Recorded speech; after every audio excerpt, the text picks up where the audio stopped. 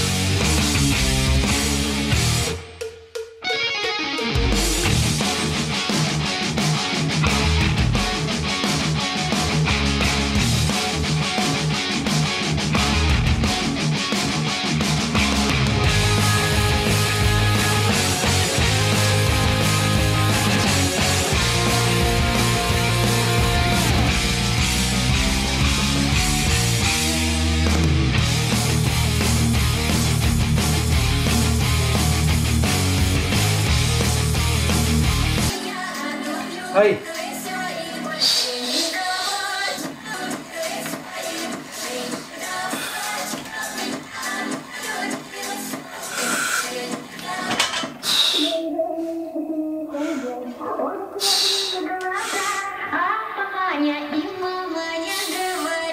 Oh oui, allez.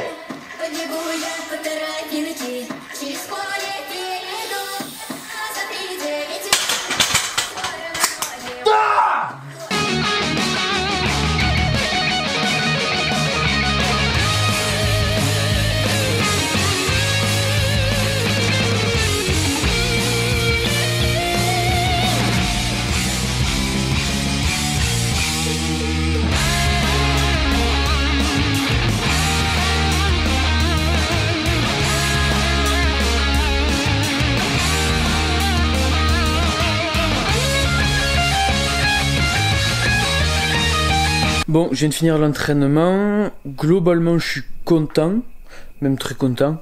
Le deadlift, au niveau de la charge, on est bon. J'ai bien respecté le RPE. Par contre, au vu des ajustements techniques que je fais, des changements techniques que j'ai fait, c'est pas un ajustement. Je suis content, mais des erreurs techniques quand même. Donc ça va venir, mais au niveau de la charge, on est bien. Le bench stratosphérique. En ce moment c'est quelque chose le bench, et normalement on a un rotophile là, mais bon j'ai pas le choix, c'est comme ça. Le bench stratosphérique et les tractions, voilà, faut que ça reste léger, tranquille. Je me suis resté à 15 kg là, je vais monter la semaine prochaine, je vais monter à 20, et voilà, ça sera bien. Donc du coup voilà pour cet entraînement. Alors bon, je suis allé marcher dans la forêt, je m'arrête pour filmer ça. Je voulais parler de deux choses. D'abord, vous avez pu le voir, j'ai dû en parler pendant l'entraînement. J'ai changé ma technique de deadlift, donc je suis passé de la technique de sumo, donc pied écarté, à une technique conventionnelle, donc qui est pied à peu près à écartement d'épaule. Je suis bien sur l'entraînement, je suis bien, les charges suivent, c'est même un peu plus facile. Et du coup, je voulais expliquer pourquoi ce changement. J'ai changé de technique par rapport à principalement ma technique au squat que j'ai changé, c'est-à-dire qu'avant je squattais avec des pieds à peu près à écartement d'épaule, avec des chaussures de squat, donc c'est-à-dire avec une talonnette derrière pour surélever ma cheville, et maintenant je suis repassé sur des chaussures normales, donc plates, et par contre j'ai beaucoup plus écarté mes pieds, c'est-à-dire que maintenant j'ai une technique qui est beaucoup plus un peu plus semblable, on va dire, au sumo, au niveau de l'écartement des pieds. Et donc j'ai vu une vidéo récemment de Joseph Franzo. Donc c'est le fondateur de, on va dire, du site internet et du système de coaching en force athlétique Flex Training System. Joseph Franzo, c'est un des plus grands coachs de la planète actuellement. Il coach pas mal d'athlètes de haut niveau, des super athlètes, des jeunes et des moins jeunes. Et du coup, il expliquait dans cette vidéo, c'était une vidéo qu'il avait fait par rapport justement au changement de technique sur différents mouvements. Et il disait que, par exemple, si vous changez quelque chose au squat, ça va peut-être avoir un impact sur votre bench ou sur votre deadlift. Et je me suis dit, tiens, c'est vrai que par exemple là, le sumo pour moi, ça devenait quelque chose de plus en plus difficile au niveau de la technique, parce que je montais de plus en plus au squat. Et je me suis dit, tiens, ça a peut-être un rapport avec ça, parce que en fait, du coup, j'écarte les jambes au squat et j'écarte les jambes au sumo. Donc même si c'est pas le même mouvement, quelque part, je vais recruter beaucoup les mêmes groupes musculaires. Donc c'est-à-dire, par exemple, les adducteurs, je vais les recruter beaucoup, et je vais peut-être un peu moins recruter les fessiers, ischios, etc. Donc du coup, ça va taxer un peu plus les mêmes groupes musculaires, ce qui fait que je peux potentiellement perdre de la force. Je mettrai le lien de la vidéo de Joseph Franzo en description pour ceux qui veulent aller la voir. Parce que pour le coup elle est très intéressante. Alors il parle anglais, donc je suis désolé. Mais du coup, je me suis dit tiens, je vais réessayer le tradi sur une séance. Et putain, les barres elles ont volé. Donc du coup, avec mon coach on a décidé de garder cette technique. C'est un moment un peu... C'est peut-être pas le meilleur moment pour changer, mais on va dire vu que ça monte plus facilement, on va garder ça. Et du coup, ça revient vite. Donc du coup c'est cool parce que alors avant je faisais du conventionnel quand j'ai commencé la force. Donc du coup c'est une technique quand même que j'en ai fait pendant 1 an et demi. Ça fait 2 ans que je fais de la force, j'ai fait du tradi pendant 1 an et demi. Ça fait que 6 mois que je fais du sumo à peu près. Donc c'est pas la technique que j'ai le plus explorée, donc j'ai plus d'expérience en tradi, c'est pour ça que ça revient plus facilement. Donc voilà pour ces changements de technique. La deuxième chose dont je voulais parler, c'est les championnats du monde junior qui ont eu lieu cette semaine au Costa Rica, que j'ai regardé, alors pas forcément en direct parce que vu que c'est au Costa Rica avec le décalage horaire, il fallait regarder ça la nuit, et moi j'aime bien dormir la nuit, donc du coup je regardais ça en replay, mais du coup ouais, c'était pour commenter ça, que j'ai trouvé ça absolument énorme. Il y a eu un niveau absolument colossal. Pour ceux qui connaissent pas la force athlétique, il y a 3 catégories d'âge, donc les principales on va dire. Il y a Open, donc qui est de 23 à 39 ans et plus, parce qu'après c'est les masters, mais les masters peuvent participer aux compétitions en Open. Open c'est toute catégorie en gros, et master ça va être plus les seniors, donc au-delà de 40 ans. Après vous avez les juniors de 19 à 23 ans, ça c'est ma catégorie d'âge, et vous avez les sub-juniors de 16 à 19 ans. Et donc là c'était junior et sub-junior, et il y a eu des performances absolument énormes. Elliot Sykes qui a fait 815 kg en 74 kg junior, alors qu'il a 19 ans, donc c'est sa première année en junior. Ce qui est absolument énorme, puisque le record du monde, l'ancien record du monde, qui était de 785 kg, donc il a mis en gros 30 kg au record du monde alors qu'il a 19 ans, sachant que le record du monde Open actuel, donc au moment où je fais cette vidéo, est de 843 kg. Ça fait 30 kg de moins que le record du monde à peu près. C'est une performance qui est absolument colossale.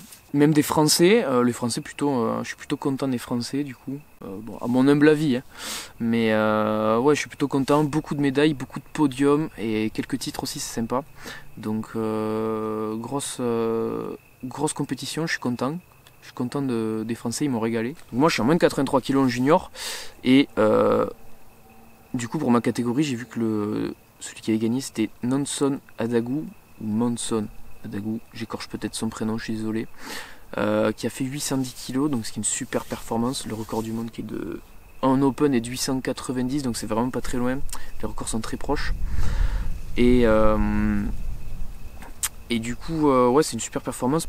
C'est colossal aussi, hein. C'est colossal, c'est-à-dire que les mecs comme mon âge, ils me mettent peut-être 300, non pas 300 kg quand même en moins de 83, mais 250 il y a moyen. C'est ouf. J'ai vu hier, j'ai regardé en direct, ça j'ai pu le regarder, les moins de 105 kg avec Regin Stergakis Nathaniel Messaya qui ont fait une bataille incroyable. Ça se joue au coude à coude. Regin Stergakis qui revient des enfers sur son 3e bench après avoir raté les 2 premiers et qui arrive quand même à gagner. Ça c'est ouf. Bah, d'ailleurs, Regin Stergakis qui est coaché par Joseph Franzo. Du coup, c'était pour dire que ouais, la compétition était énorme, il y a eu un niveau colossal.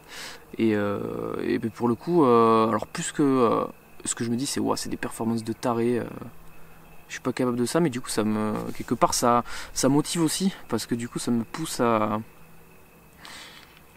Mais ça me pousse quelque part à aller à me montrer un peu ce qui est capable, mais ce que je peux être capable de faire. Donc du coup ça me motive plus que ce que je me dis putain ils sont trop forts, j'arriverai jamais à ce niveau. Donc justement ça me dit tu peux faire ça, peut-être, faut du temps hein, forcément, mais peut-être qu'un jour tu seras capable de faire ça. Donc bon, le jour où je serai capable de faire des performances comme ça, les performances de haut niveau à mon avis elles seront encore plus énorme, donc je sais pas, mais je pense que je peux faire ces performances là avec du temps, donc ça me motive énormément. Voilà, c'était tout ce dont je voulais parler. Je pense que je vais arrêter la vidéo là, donc je vous remercie de m'avoir écouté, de m'avoir regardé. Si vous avez aimé cette vidéo, n'hésitez pas à vous abonner, à lâcher un petit commentaire, un petit like, ça me fait énormément plaisir. Puis vu qu'il n'y a pas beaucoup de personnes qui regardent mes vidéos, je peux répondre à tous les commentaires, c'est ça l'avantage. Donc voilà. Et ensuite, n'hésitez pas à me suivre sur Instagram si vous voulez peut-être voir un peu plus de trucs que sur YouTube ou des choses différentes. Voilà, mon Instagram qui s'affiche. Si vous voulez aller y faire un tour, n'hésitez pas. Et c'est tout pour le coup. Donc je vous remercie encore d'avoir regardé cette vidéo et je vous dis à la prochaine.